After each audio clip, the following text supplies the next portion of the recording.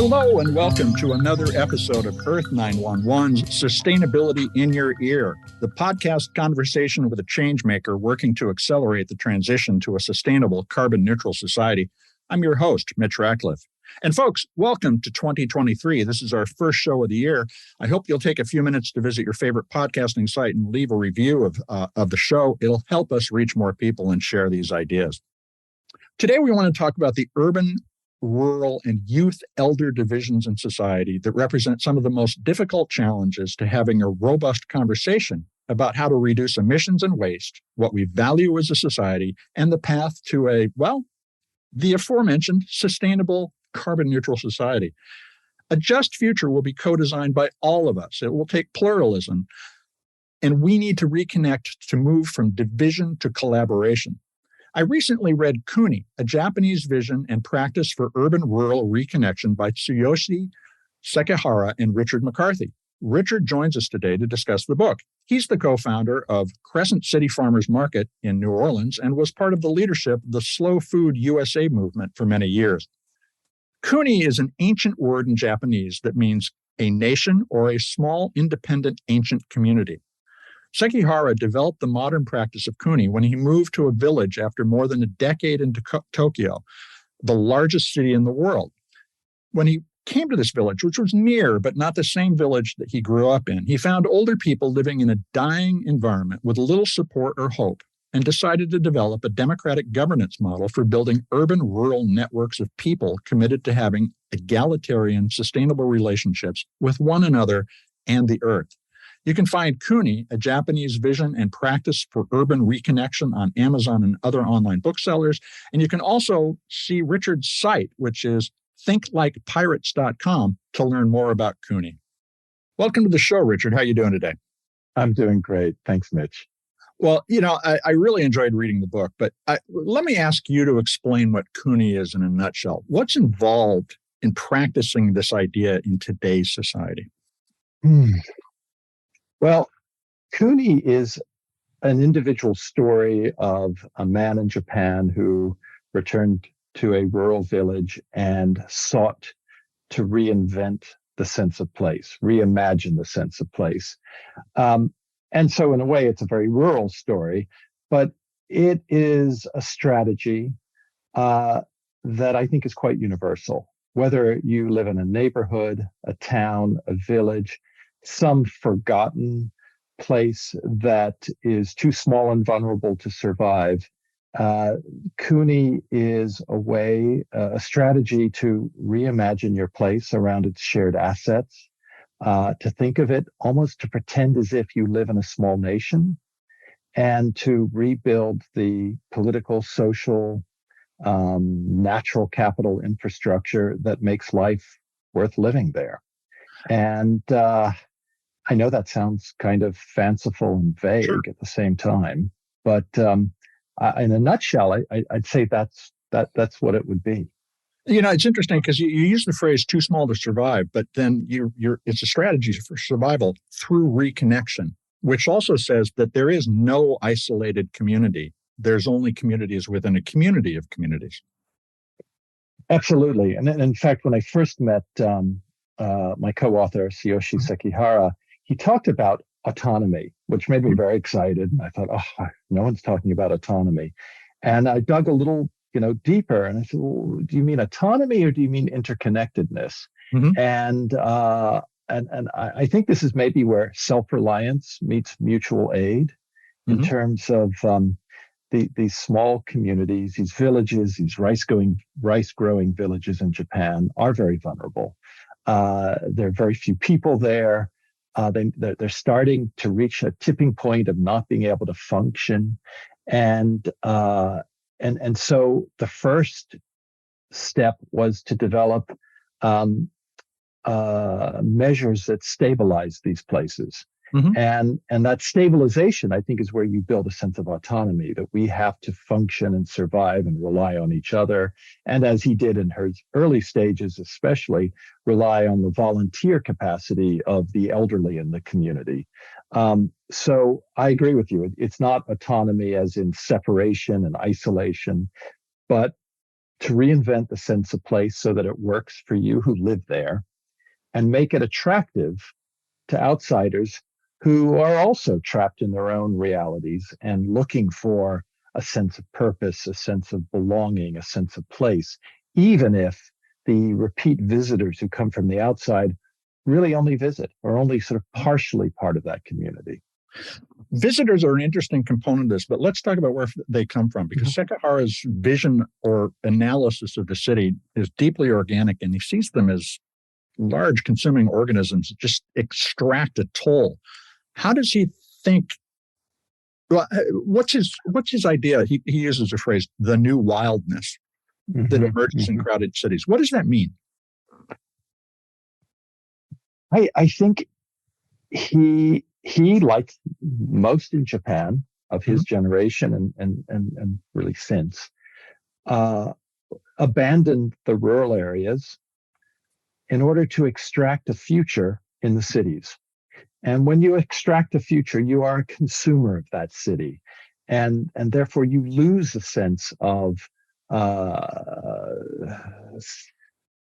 civic engagement, responsibility for others. You are there to extract your living, your livelihood, your identity. And I think the wildness that concerns him in the city is that we become immune to others. We lose a sense of empathy, a sense of caring, connection. The very things that, of course, urbanites love about the city is we tell ourselves that civic life is real, and I love the close proximity to others. And I think what he began to feel as he pursued his professional career was that he felt less connected to others. And the lack of nature in the city desensitized him to a sense of order and rhythm and seasons and all the things that made him a whole human. And in his book, he describes a rather dystopian view of the city. And whenever he visits large cities, and he is, of course, talking about the mega cities, which is this whole culture of gigantism on our planet, where the cities just grow larger and larger and larger. And he refers to the cities whenever he visits them as a beast. And I have to admit, every time I see these strange steam emanating from the streets of Manhattan, I think of Sekihara and the beast and wonder maybe he's right. Well, you use the word extract a living from in regards to living in a city, and then you refer to metrics and measurement in the small community, which of course creates accountability. We can all see what's going on, and we all owe something to one another. You sort of lose that in the city. Now, I think it's that issue of scale and connectedness. And I mean, I know as someone who came from New Orleans and very active in rebuilding our food system and civic life in New Orleans, you, especially post Hurricane Katrina, you began to become completely consumed with the idea of defending the place, that every decision you make has impact on the future viability of the place. I then moved to New York City, and I did feel very quickly like a cog in the wheel. It's a machine. It's an incredible machine, but it's one that can kick me out and spit me out at any moment, and no one would know that I was gone and that I was maybe even there to begin with. Right. I mean, it's a little extreme, but I think that's certainly what Sekihara felt and feels about the big cities. And so he describes, or you do in one of the chapters, Kuni is an exchange economy that works as insurance, which of course suggests you don't just get kicked to the curb. You are still part of the community if you aren't part of the function that you used to occupy. How does that sense of economy as insurance manifest itself in a Kuni? This is really one of the most interesting elements that really brought me in. And my contact with Japan through the Japan Society was through exchanges about disaster management. This was before their dreadful 3/11 disaster. But in Japan, you every day, every week are thinking about disaster, whether it's earthquake or tsunami or typhoon. it is so woven into the realm of weekly possibilities. Mm-hmm. I think in our political culture in North America, political cultures of North America, we really do not plan for disaster. We design, especially in the neoliberal model, we cut everything down to the bone so Right. that it is highly efficient. And when things go awry, we sort of seem surprised. In Japan, they're not surprised. You live in a large apartment building in Tokyo.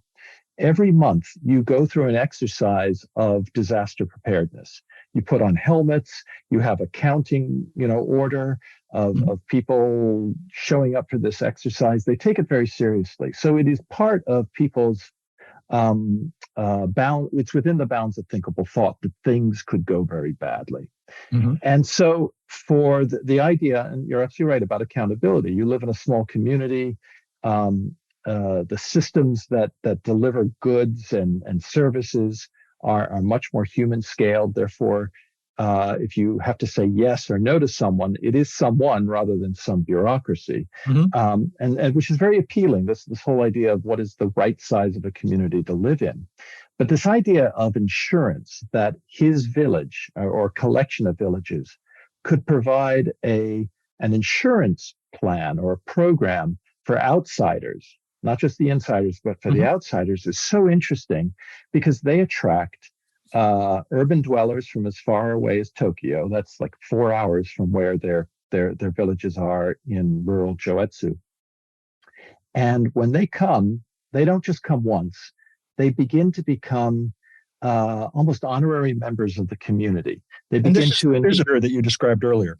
These are these repeat visitors who come, and they come looking for a sense of belonging, a sense of quiet, a sense of different kind of wildness, of walking in the forest, helping to clean the forests and thin them, begin to become the rhythm, begin to work their ways into the rhythm of these villages and village life, which is a very important part of, I think, Japanese national sort of identity. But where it becomes an insurance program is as consumers of the products of these villages, rice, tofu, and any of the products that they make there and they package beautifully. The transaction, which they refer to as the rice covenant, is not just a transaction of consumer and producer. It's a much deeper social contract of this covenant that you are now a member. We now treat you as and consider you as a member of our community. Of course, a community that desperately needs a population because they've lost so many people. And you can feel rest assured that you have a safe haven in this community should you need it.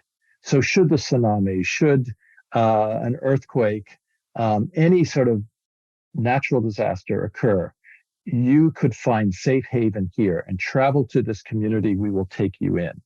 And this is kind of an extraordinary extension of the sense of what is our social contract, our obligations to one another, those who we live close to, as well as this vast distance of, 4 hours by train and by fast train in Japan, very, very far away.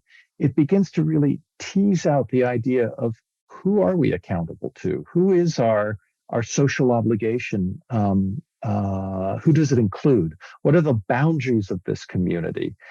So it is this wonderful and I think really rather elegant tension between autonomy and interdependence. And of course it's around the idea of agritourism, which we think of in North America as a very straight commercial trajectory. And it is this political recognition of agritourism as something much more meaningful and deeper as a political project that excites me. So entering Kuni, joining this community, is embracing shared stewardship of things that are related to the community. And Kuni, the way you describe it, has 12 core responsibilities to the participants that are enacted through what are called regional management organizations. So let me just ask about those 12 responsibilities. Can you summarize what a member can expect from the Kuni? Well, And then maybe it's worth just quickly highlighting that Kuni is the ancient word in Japanese for the nation.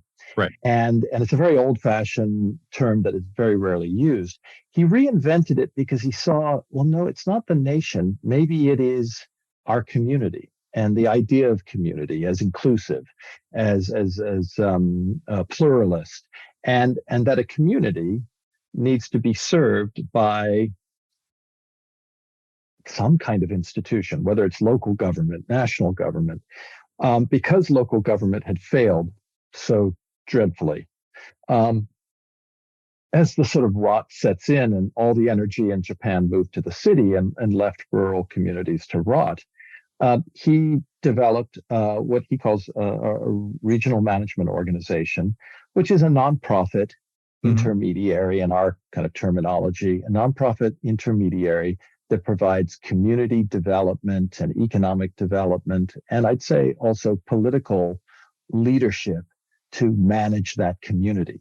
And by that community, and this is what's rather creative and not backward looking, but forward looking, is he's aggregating villages, some of which have literally fallen apart, others which are holding on, and bypassed, rather than taking on the political leadership of the mayor. And the village mayor is, ceremonial and a real political power, but it's become a shell.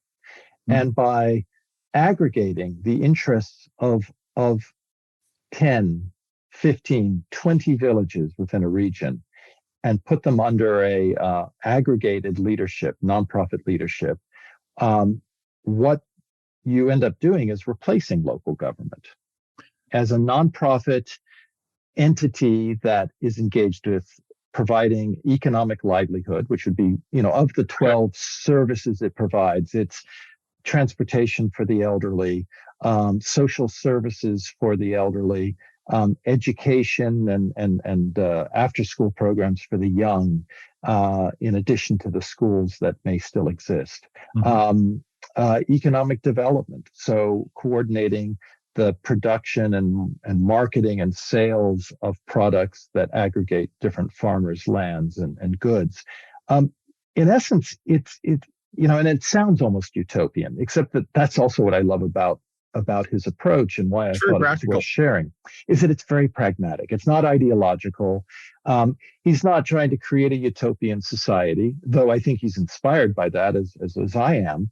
But he's beginning to develop a strategy that is like a parallel reality to the existing failing, fading political system that no longer serves regional, rural areas that are still so important because they possess assets that are cultural, spiritual, natural, and architectural. They have these incredibly beautiful 200-year-old farmhouses that have just been left to rot. So they've been rehabbing them and redesigning them and turning them into lodges and so forth, not just And it really, it's a phenomenon also that I've seen in other places, small rural places, is developing them into museums of that place, low-tech museums, just vestiges of life as it once was. Because barring that, I think we simply do forget. And so whether it's how they used to make boots out of the straw of rice, and how they were so logical and beautiful. So there's this wonderful recognition of traditional arts and beauty that came with traditional crafts, but then very forward-looking. Let's invent a new economic, political structure for our lives. Well, that made a connection for me, because you also talk about the role of the fan club, which I found an odd idea until just a moment ago. But what you're really talking about is becoming a fan of our heritage. Yeah. And beginning to appreciate it again, rather than seeing it as something we just threw away or we can't learn from. So when you talk about a fan club, what is the role of fandom? I had thought it might be kind of similar to committing to buy your produce from a CSA here in the United States, but it's more. How would you describe that? It is more, I love the fan club. And I have to say, what I love about it is it usually makes me smile, if not snicker, when I think about it. It's very light. It's very approachable. It's also everywhere in Japan. And it's the sort of almost technicolor surrealism that is life in Japan that I find so contrasts so sharply with our lives, which is why I find we can learn from it because we're so different, just as they love to learn from us. Everyone has a fan club, a corporation, a baseball team, a village. It's part of the imagination in Japan. So the idea of a fan club for them is not so strange.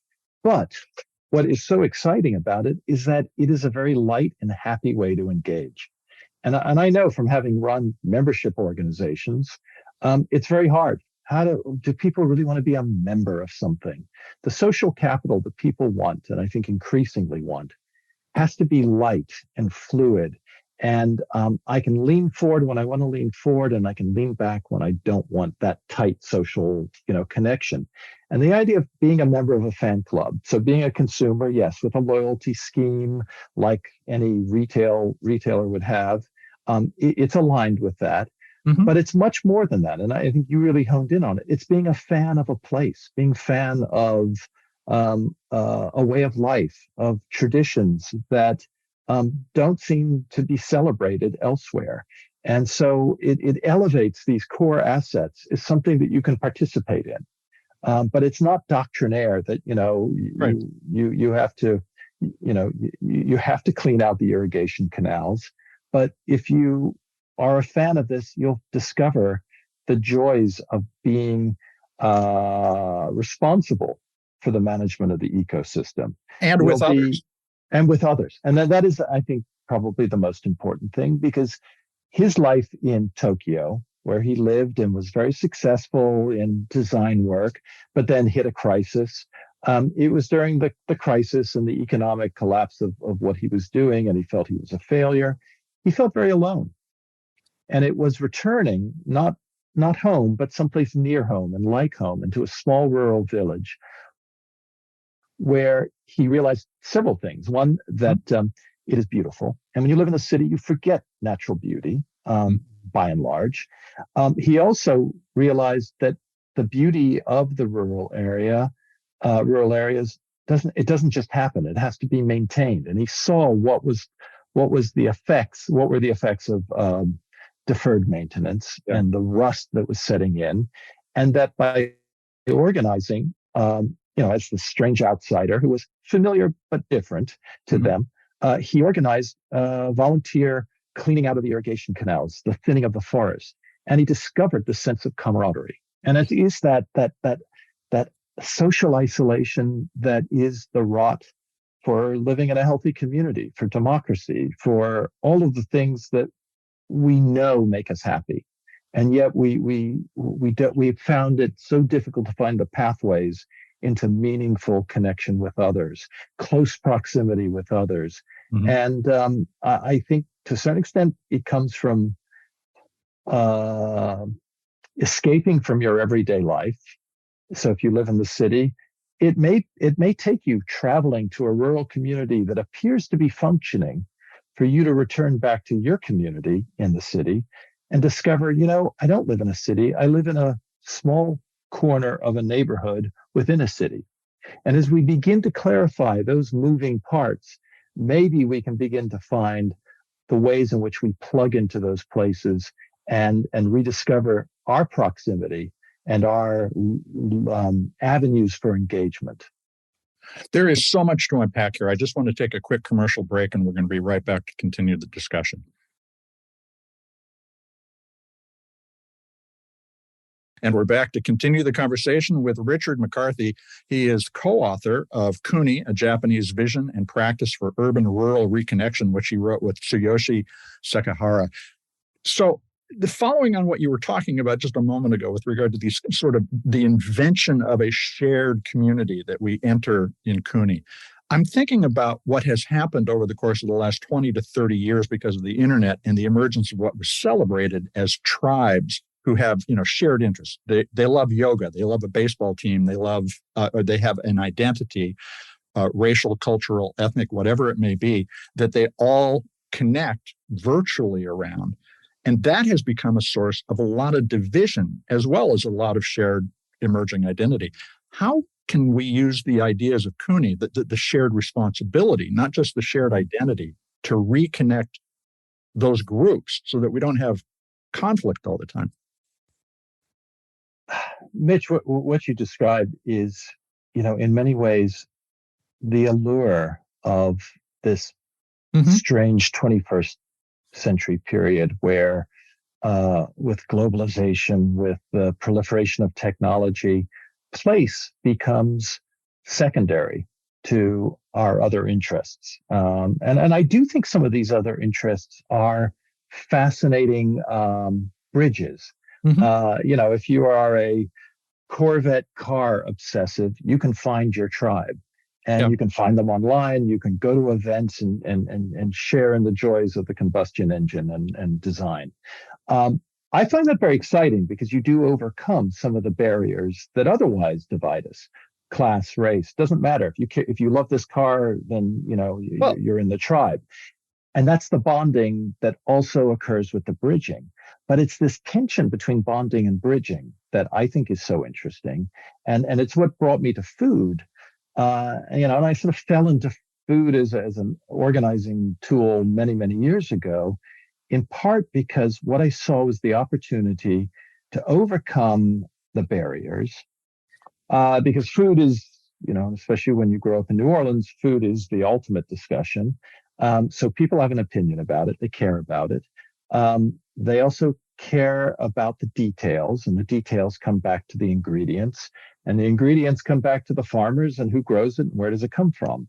And so we found a sort of wormhole in the universe between urban and rural, producer and consumer. And this is what brought me to farmers markets. But even that is very transactional.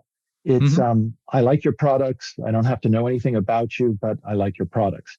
What does happen over time is you begin to develop a real relationship, but it's on your terms in the city. The farmer comes to the city. What really excited me when I visited the villages in Japan that Sekihara has organized was not only how beautiful they were, how happy people seemed to be, but I was going to them. It wasn't always you have to come to the city. So it is this desire to promote rural that does excite me, because rural places shouldn't just be places of production. They should be places that are communities. And I think that place is an organizing tool as well, but it requires people to travel across bridges. And so we have to find what are the avenues or the gateways to those bridges, because you're absolutely right. We can carve out our own little tribe and never have to deal with the person we're living next to because they're not in my digital community. Well, and the digital era populism that really is a plague in a lot of ways is oriented around grievance rather than responsibility.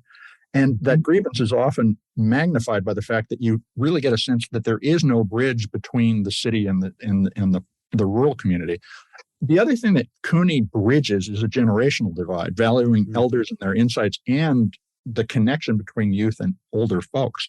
Why is that multi-generational perspective particularly important to taking the step back to true shared responsibility?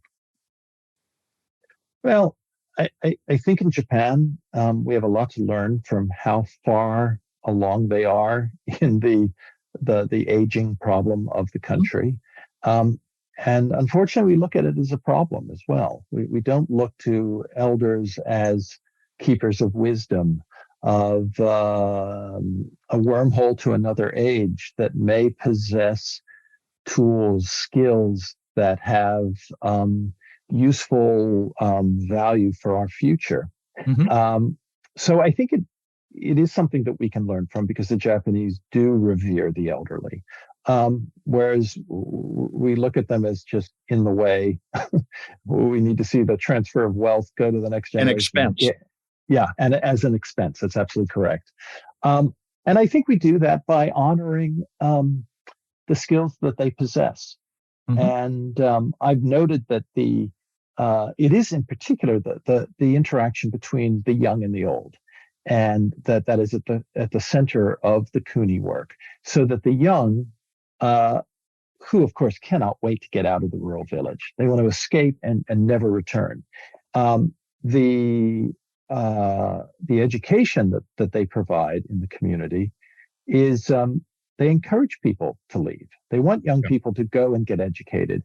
But in order to do that, they also have to equip them with enough pride and knowledge about how special their place is on the planet. And when I think of, most people, unless you live in like the epicenter, mega city, hipster places, you feel pretty low about where you live because it doesn't possess all of the bells and whistles that media, society, prevailing wisdom that you see on TV and the internet. Yeah, is of value.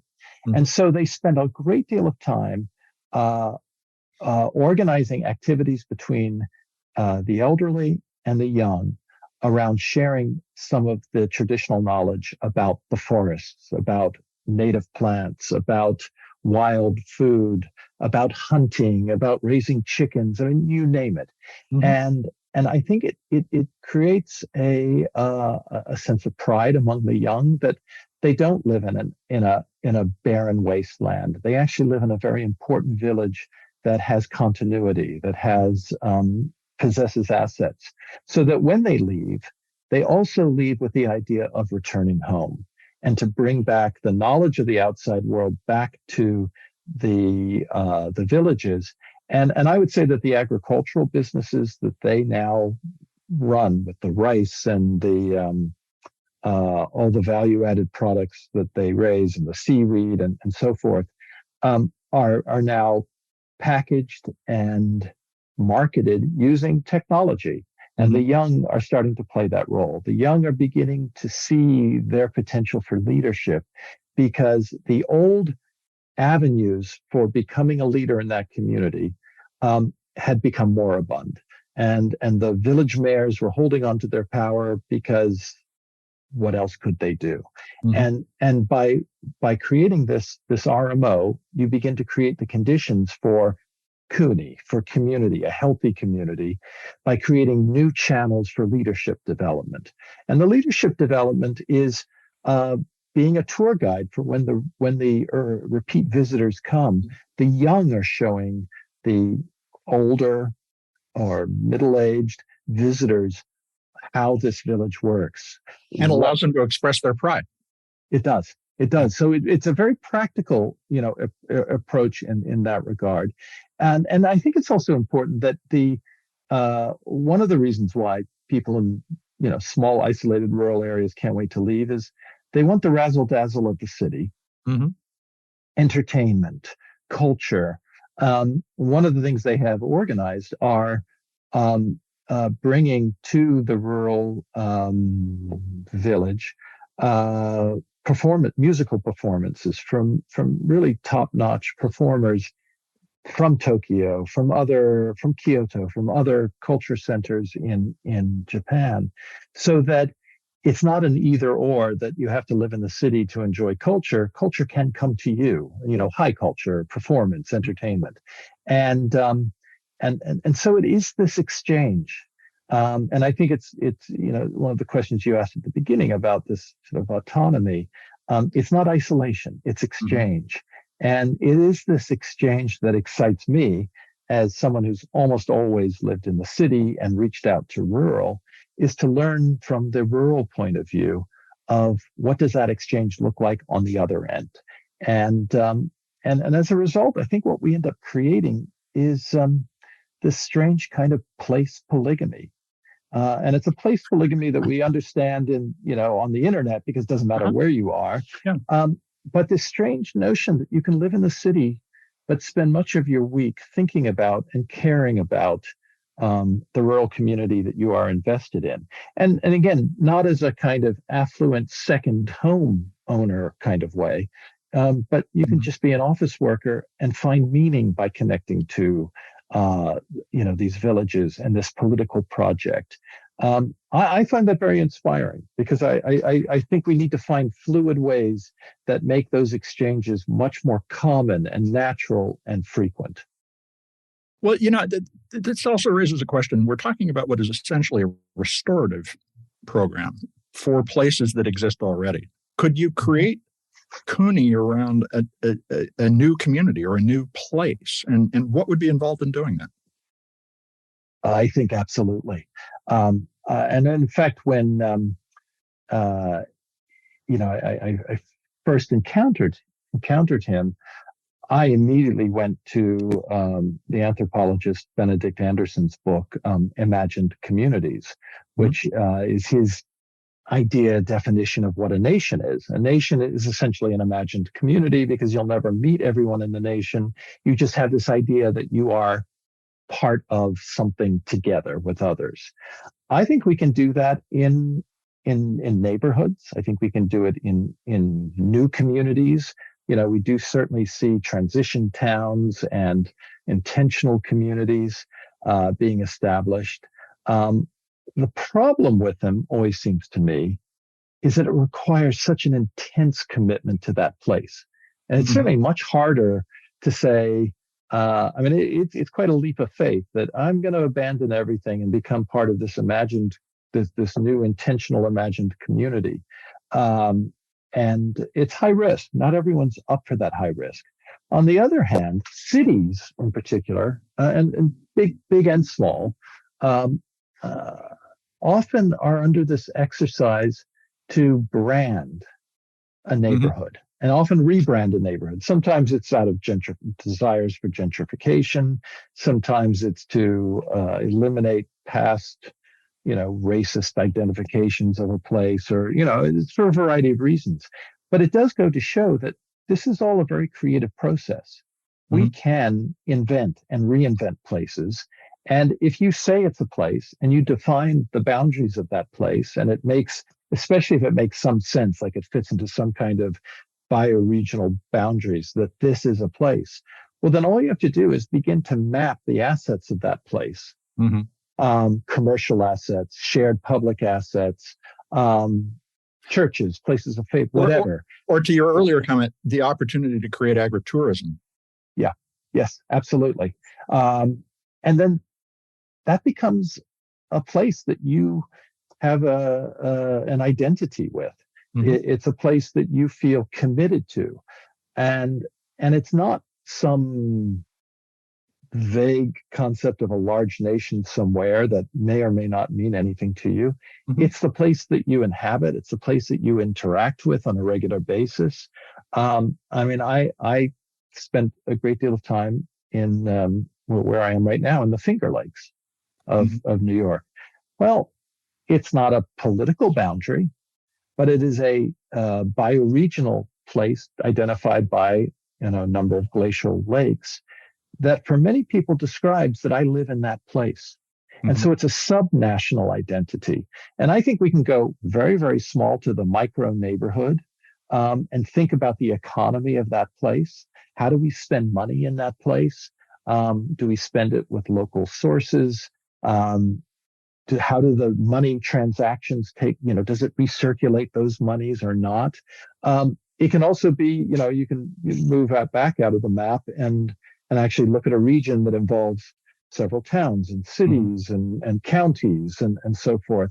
I think in a way that the great gift and scourge of technology is that it has somewhat freed us from the narrow constraints that we must accept the political boundaries that we live in. Yeah. And it's now is a time to imagine new ones and rebrand your place and not rebrand it in a kind of crass commercial way, though, that is certainly part of the picture, but to actually rebrand it as a place that I have a social and economic and political obligation to, i.e. my neighbors. it's very old-fashioned, and it's also quite radical. And I think it's this strange match of very traditional ideas about community responsibility and the role between the individual and the community, as well as a very forward-looking idea that, maybe the political boundaries that we've invented and that we've accepted no longer jibe that closely with the life I want to lead.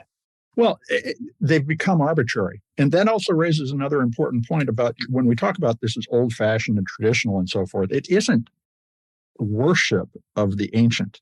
It's still an evolving community based on what I read. And there was a really interesting example of this.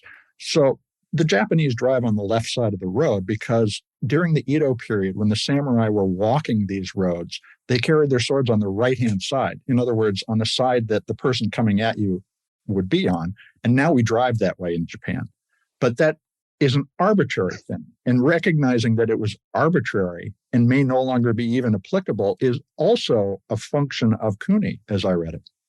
Absolutely. I mean, the cultural hangover of things that we do because, well, it's tradition, or tradition is based on something very logical. Well, what was logical 200 years ago, 300 years ago, is not necessarily logical today. Mm-hmm. And how we lock ourselves into that straitjacket speaks to a lack of courage, maybe a lack of political imagination. And that was what I really admire about Sekihara, to go to the village mayors. And at first he went to them for permission. And then he realized, I don't have to ask them for permission. Mm-hmm. I will just do this. I will not undermine them or challenge them. I will just create a parallel reality. And, it may be something very different to decide whether you're going to drive on the left or right-hand side. I mean, you can do it arbitrarily yourself, but you may run into problems because of just the orderly flow of oncoming traffic problem. Yeah. Oncoming traffic problem. But for things that we do have the flexibility to change, let's change them. And I think also this issue of scale. I having run non-governmental organizations and often encountered this classic default phrase of scaling up. Mm-hmm. I've become just very suspicious of it because I think it is it's something that we tell ourselves that, oh yeah, unless it scales up, it's not relevant. Well, maybe we shouldn't be scaling up. Maybe we should be replicating or subdividing. Yeah, and it speaks to like the driving on the left in Japan, which I originally thought must have had something to do with the British because there's so many similarities between Britain and Japan. But no, it had nothing to do with it, which was a real eye-opener. Is that if we just scale up because that's what all the grants say, that's what the government programs say, well, then you get what you get. But if we really ask, what is the scale of life that we want to live in that gives us a sense of meaning, with which we have maybe not the strong social ties, but the loose social ties that give us a sense of connectedness and belonging, we might be happier. Well, the last thing I want to touch on is throughout the book, there's a deep thread involving equality. And when we talk about scaling up, a lot of that is an excuse to say this is so large that the individual can't matter or have impact. But that's when you want to recut the political and other boundaries in order to restore the accountability and an agency of participants. So how does Kuni suggest a solution to recognizing the inherent equality of every person? And what do you do in your life to reinforce equality in your work? Yeah, that is a real challenge with like efficiency. Efficiency and scale is we love those two things, so we got to trade them off. And I'm less and less inspired by things that are efficient, because maybe they just need to be sufficiently efficient in order to function.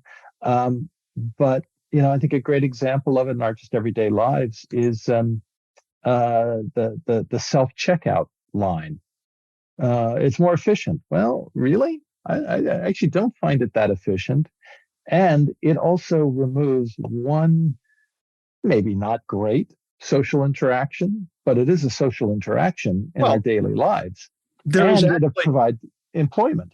There is actually an example of that I read about just this week. And I can't remember the grocery chain, but they've introduced slow checkout lines, and they've really done it. Not to use I think it's in the Netherlands. Yeah. But it allows people to have the chat, and that is bringing people back, and they're spending more. So it's just rethinking boundaries. It's not rethinking authority. Exactly. And I think this is the issue of authority. And I would say that some of my first harder conversations with Sekihara, when we met and when we discussed these issues that led to the book, I wasn't sure where he stood on the questions of authority and hierarchy. The Japanese are very they're very collective in their behavior. Fishermen, for instance, cannot sell products directly. That has to go through the co-op. That they are very communitarian in their approach. But there's also an extraordinary high respect for hierarchy and authority. And I wasn't sure where this was going. It easily could go in a territory that makes me feel less comfortable. And I found, actually, I was greatly relieved that he was not interested in high levels of authority. He wants to see power distributed. But there does need to be some entity who manages things, which is why the regional management organization.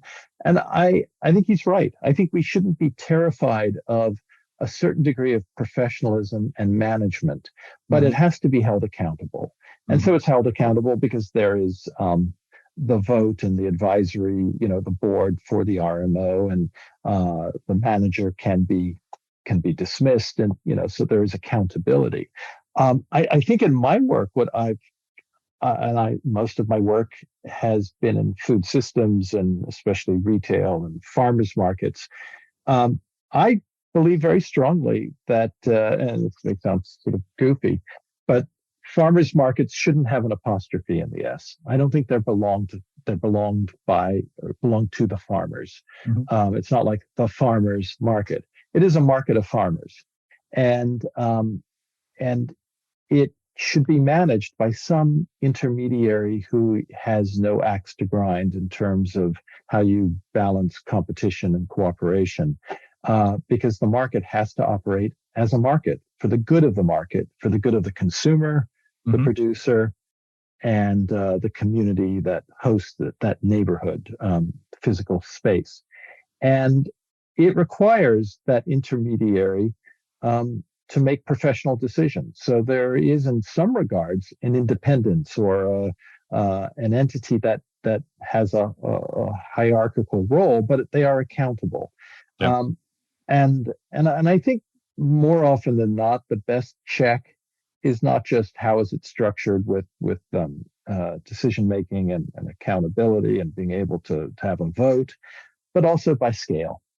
If it's small, what can go wrong can only go so wrong at a certain scale of bad news. Yeah. And as you begin to become larger, you begin to make those trade-offs, and the distance between those who govern and those who are governed grows. And it's that distance that creates cynicism and a disregard for the effects or the ramifications of your decision making when you do have some power. There is so much in this book. I hope that folks will take the time to read and contemplate it. Richard, I want to thank you for taking time to talk with us today, but are you going to be doing readings and community discussions to support the book? And how can our listeners get involved and learn more about Kuni? Oh, I'm so glad you asked. I am doing readings. In fact, I think my first physical in-person reading will be in something of a rural retreat in Western Massachusetts at the end of April.